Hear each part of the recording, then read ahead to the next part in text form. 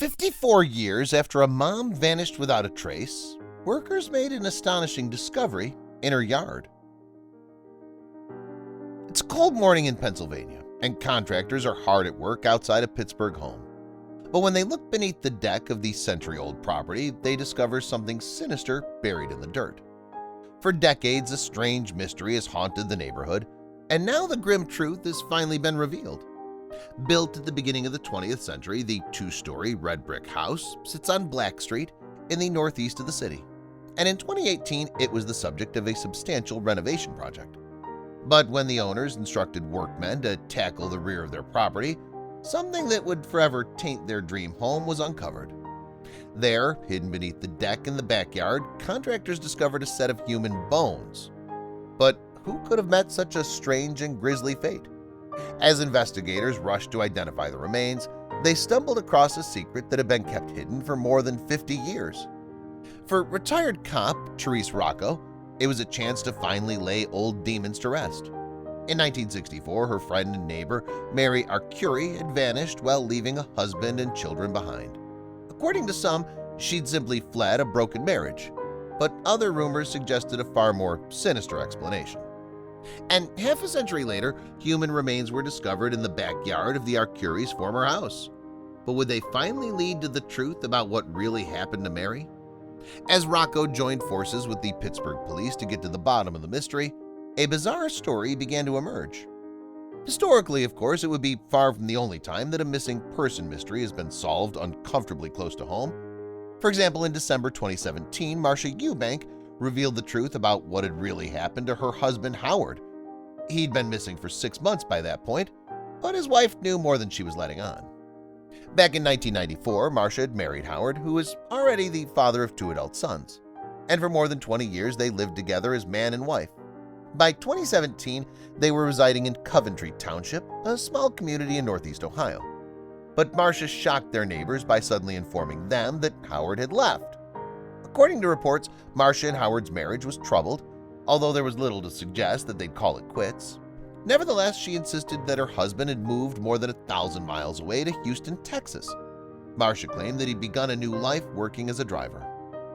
Understandably, Howard's family were upset and confused by these developments, but as time passed, messages from the missing man began to trickle in. "I'll reach out to people when I'm ready to," one Facebook post read. "Please don't try to contact me." In another, he claimed to be pining for his wife. As the months went by, however, Howard's family still struggled to understand his decision. Then, in December 2017, his son, Howard Jr., made a gruesome discovery. Having forgotten the keys to the house that his father and Marcia once shared, he decided to let himself in through an open window. But in his stepmother's office, he found a rubber bag crawling with flies and maggots. Disgusted, Howard Jr. dragged the bag outside and messaged Marcia to ask for an explanation. She then made a startling confession. Over the phone, she informed him that the object contained part of Howard's body, and that the rest of the corpse could be found in the basement. What's more, Marcia stated that she'd murdered her husband herself. After police arrived, they were quickly able to confirm Marcia's story. For 6 months, she'd been posing as her husband online, while the real Howard's body lay decomposing in a basement of their family house. And in February 2019, she was handed a sentence of life behind bars. Before that, there'd been the case of LaTanisha Carmichael, a 3-year-old girl who disappeared back in November 1979. At the time, she'd been living with her mother, Madeline, and 3 siblings in an apartment in Brooklyn, New York. But one day, LaTanisha mysteriously vanished. By way of explanation, the family simply said that the girl had moved away. On other occasions, however, they claimed that she'd gone into care. 5 years later, an aunt questioned LaTanisha's twin brother, Andre, about his sister. By that point, however, the boy couldn't even remember LaTanisha. And when he then spoke to his mother about the matter, he claims that she responded with violence. For years afterwards, the girl's whereabouts remained a mystery. Then, in 1999, Andre finally worked up the courage to talk to his older sister, Sabrina, about LaTanisha. And shockingly, she informed him that the girl had been murdered. With her brother's encouragement, Sabrina eventually contacted the authorities and told them the truth about what happened back in 1979.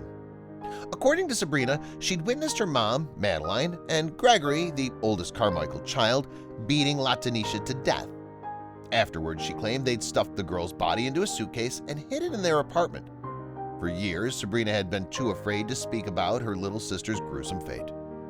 Eventually, police arrived in Brooklyn to investigate the Carmichaels' apartment, and there they discovered a closet containing a number of air fresheners. Inside, they found a trunk packed with baking soda, which concealed another smaller case. This time, the object had been covered in multiple plastic bags and handfuls of mothballs had been put in between. Shockingly, this makeshift tomb did indeed contain the remains of Latanisha, and off the back of the startling discovery, Madeline was arrested on suspicion of murder. In court, the prosecutor called the crime bizarre and unthinkable and referred to it as a deep, dark family secret, according to the Associated Press. At the time, Madeline's defense attorney claimed that Latanisha had died in an accident. According to him, the distraught mother had hidden the body in an attempt to conceal the truth. This approach didn't convince the jury, however, and the 61-year-old was found guilty of murder. Gregory, meanwhile, was charged with criminally negligent homicide. So, would Mary Arcuri join the ranks of missing people who ultimately turned up dead in their own home? By February 2018, the house that she once shared with her husband had been extensively remodeled, but when the new owners decided to renovate their backyard, they were in for a shock. On the morning of February 28th, contractors were already at the property and conducting work on the deck that spanned the back of the house. But then they made a macabre discovery that would stop them in their tracks. There, buried in the Pittsburgh backyard, was a set of unmistakably human remains. At just after 9:30 a.m., workers at the house contacted emergency services, and an investigation soon began. Police initially believed that the discovery was linked to the case of an unnamed missing lady, but when they reached out to Therese for assistance in identifying the remains, there was a bizarre change in direction. By coincidence, Therese had once lived near the house at 5445 Black Street, and as a result, she had clear memories of the family who once lived there. In fact, Therese even recalled a special bond she'd shared with Mary. "I was just a tiny girl, and she came to the door with this tiny little baby. And she put the baby in my arms and said, 'I want you to be the godmother,'" Therese told the Pittsburgh Post-Gazette in February 2019. According to reports, at the beginning of the 1960s, Albert and Mary had purchased the home on Black Street, and for the next few years they'd resided there with their 2 children. Therese recalled, however, that the couple's relationship had been troubled. Then, in 1964, life in the Arcuri household had changed for good. That year, Mary disappeared. According to Albert, his wife had left him, taking all of her possessions but leaving the children behind. By then, Therese had become a policewoman and headed up the local missing persons unit. But because Mary had allegedly left of her own accord, it seems that no record of her disappearance was ever made. When Mary first vanished, there were rumors in the neighborhood that Albert had claimed she'd been unfaithful. And as time passed, some people remained puzzled about her disappearance. "I knew there were problems and I thought, leave it alone," Therese recalled, "but I also wondered why she didn't try to get in touch with her kids." In addition, some of the Arcuri's relatives, who lived in another unit at 5445 Black Street, had also grown suspicious. "My mother, we talked about it, and she knew something happened to her," Charles Saberna, who was just a boy when Mary disappeared, told the Pittsburgh Post-Gazette. Moreover, he recalled that Albert had constructed a terrace on his property not long after his spouse had allegedly run away. Before long, more gossip had sprung up in the neighborhood. This time, there were whispers that Albert had murdered his wife. But without anything more concrete to go on than hearsay, Mary's disappearance was never investigated. And so, for 5 decades, her whereabouts remained a mystery. Then, though, Therese was contacted about the remains discovered at the Arcuri's old home. Soon, Therese was able to prove that the investigators' initial theory was wrong, and when she realized where the body had been found, she began to wonder if it could be connected to Mary's disappearance. And so, she put the police in touch with her goddaughter. Using DNA testing, investigators were quickly able to discover the truth. Tragically, Mary was dead, and her body had been buried in the backyard of her family home. Before making news of the discovery public, police reached out to Mary's surviving family members to inform them of what they'd been uncovered. "It's good we found out," Charles said. "We waited all these years," but even though the development finally gave him some closure, he regretted that many of his older relations had died without knowing the truth. Therese wasn't surprised to find out that her neighbor and friend had been dead all along. When you don't know where a person is for a number of years, and you don't hear and there's no indication that there's a communication of any sort, you generally have to think the worst, she told KDKA in February 2019. So, what happened back in 1964? And how had Mary ended up dead and buried? With Albert insisting that she'd run away?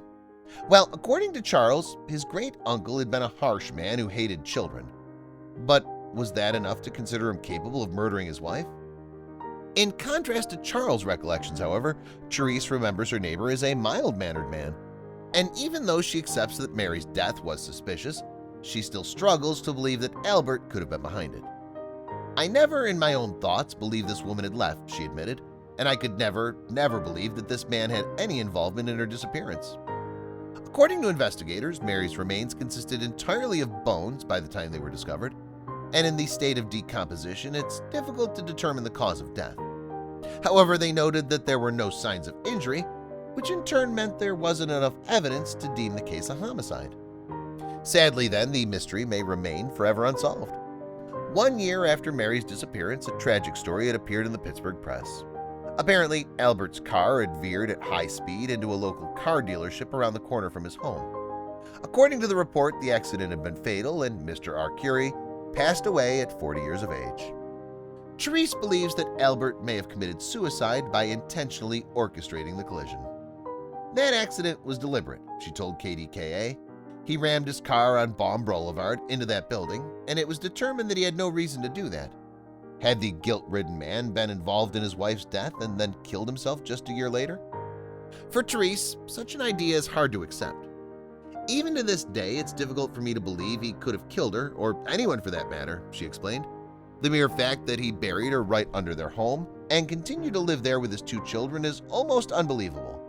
But it wasn't long after that he took his own life." Investigators have not yet made any arrests or charges in relation to the death, and according to a press release from a police spokesman, they've been unable to shed any light on the strange case. "Police cannot speculate on how Mary Arcuri died or why she was buried in the backyard," it read. 6 months after the terrible discovery was made, the property at 5445 Black Street went on the market. Just a few weeks later, it sold for a little under $400,000. At the moment, it's unclear whether or not the new owners know the gruesome history of the home, and as time passes, it seems less and less likely that Mary's family will ever get to the bottom of her death. Was the unfortunate woman the victim of a tragic accident, which was then covered up by a broken-hearted husband? Or was there something altogether more sinister at play? Like the other missing people who tragically never left home, the story of Mary Arcuri serves as a tragic reminder that things aren't always what they